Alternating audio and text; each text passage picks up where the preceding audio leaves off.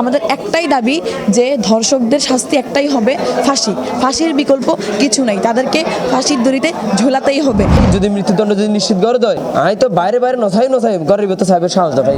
আমাদের নারীদেরকে ব্যাড টাচের শিক্ষাটা না দিয়ে পুরুষদেরকে শেখাতে হবে কিভাবে how not to touch women, এই মেসেজটা দিতে হবে। আপনারা দেখতে পাচ্ছেন যে গত 16 বছরে আপনারা দেখেছিলেন যত ধর্ষণ হয়েছিল, যত ধর্ষক ছিল, তাদেরকে গ্রেফতার তো দূরে থাকুক, কোনো ধরনের কোনো ব্যবস্থাই নেওয়া হয়নি। কিন্তু এই 24-এর গণ অভ্যুত্থানের পর, এই জুলাই আন্দোলনের পর আমরা একটি বাক স্বাধীনতাপূর্ণ একটি দেশ পেয়েছি। এই দেশটি পাওয়ার পরও আমরা যখন সংস্কার কাজে লিপ্ত হয়েছি, ঠিক তখন আমাদের যখন প্রথম কাজটি করা উচিত ছিল, আমি মনে করি বা আমরা মনে করি যে নারীর নিরাপত্তা, শিশুর নিরাপত্তা, আমার মায়েদের নিরাপত্তা, আমার বোনেদের নিরাপত্তাটা নিশ্চিত করা। যেমন আমরা বাসে উঠতে পারি না, আমরা ইন্ডিভিজুয়ালি বা একা সিএনজিতে উঠতে পারি না। আমাদের অন্তর্বর্তীকালীন সরকারের কাছে আমাদের একটাই দাবি থাকবে যে আপনারা আমাদের 2000 শহীদ, 30 থেকে 40,000 আহত ভাইদের রক্তের উপর দাঁড়িয়ে আছেন।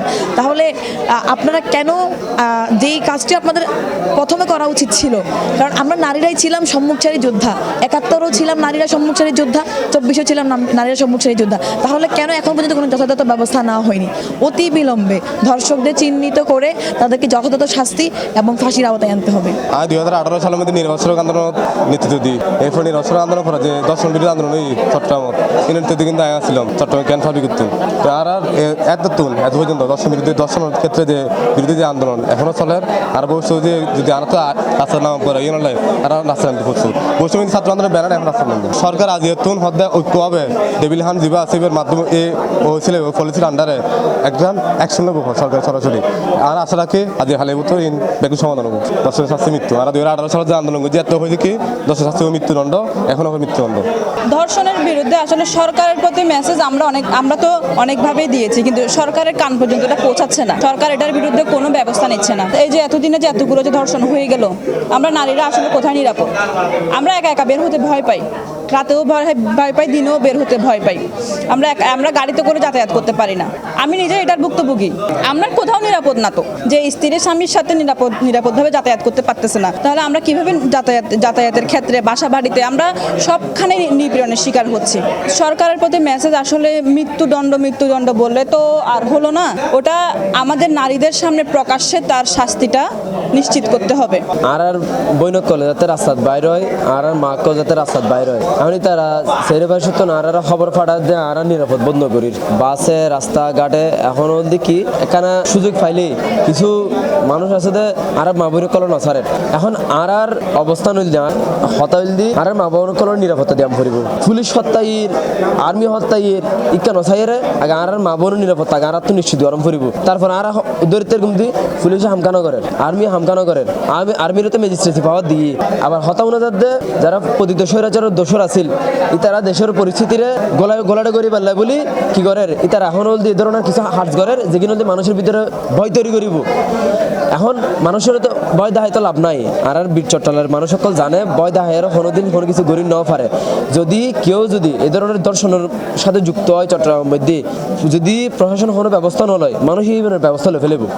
সুতরাং দেখুন রাষ্ট্রের উচিত মানুষের ব্যবস্থা লইব নাকি ওদের রাষ্ট্র ব্যবস্থা লইব, এই জিনিসটা নিশ্চিত করুন।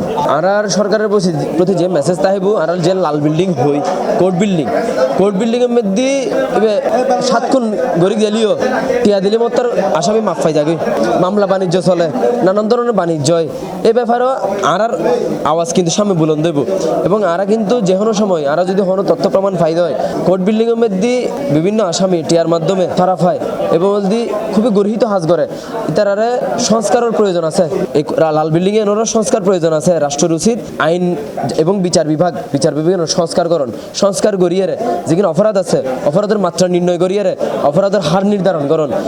আগের ব্রিটিশ আমলের মামলার মতো ব্রিটিশ আমলের যেখানে আইন আছে সে আইনের মতো 50টি এখনো যদি জরিমানা হয় তাহলে তো মানুষ তো সচেতন নইব। এত লাই সংস্কার দরকার আছে। সংস্কারের বলে রাষ্ট্রের পদক্ষেপ নেওয়া খুবই জরুরি হয়ে গিয়ে এই লাল বিল্ডিংয়ের সংস্কার। ধর্ষণের শাস্তি মৃত্যুদণ্ড ছাড়া আসলে নয়। অনশন না, যার বিবেক নাই, বোধ নাই, বাপে মাইফরে দর্শন করে ইনো যারা সমাজের চিত্র, তারপরে বইনরে বাইরে দর্শন করে ইনো যারা সমাজের চিত্র। তো এই ধরনের চিত্র যদি আনা যদি দেখি দেয় তাহলে আনা সমাজ পর্যায়ে আছে এরও চিন্তা করম ফুরিব।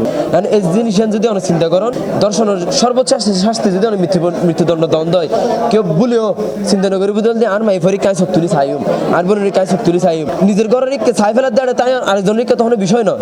সরকারের প্রতি একান দাবি তাই বোধে ইতারারে তাড়াতাড়ি দৌড়ি ফাঁসির দড়ির জ্বলন কিলাই জেলত দিলেই তারা আবার বাইরে যার তাইলে নেক্সট টাইম তারা গরিবের আরো সুযোগ পার ইতার বলি হনো জেলত ন মানে থানার দড়ি জেলত দিব দে হনো ন ডাইরেক্ট ফাঁসির দড়ির জ্বলন আর একখানে মেসেজ দেব সরকারের প্রতি দর্শকের দড়ি ফাঁসির দড়ির জ্বলন মৃত্যুদণ্ড আই দি সরকার এটা এক ফোটো হাস নগরে কিলা আরা মাই ফলে সকাল বিকাল এক টাইমে বাইরে না পারি একদমই নিরাপত্তাহীন ন তার একখানে মেসেজ দেব তাড়াতাড়ি দেশগান এখানে নিরাপত্তা ন দর্শকের দড়ি ফাঁসির দড়ি জ্বলন একখানে আর দাবি মৃত্যুদণ্ড দেওয়ার হনো কিছু নেই।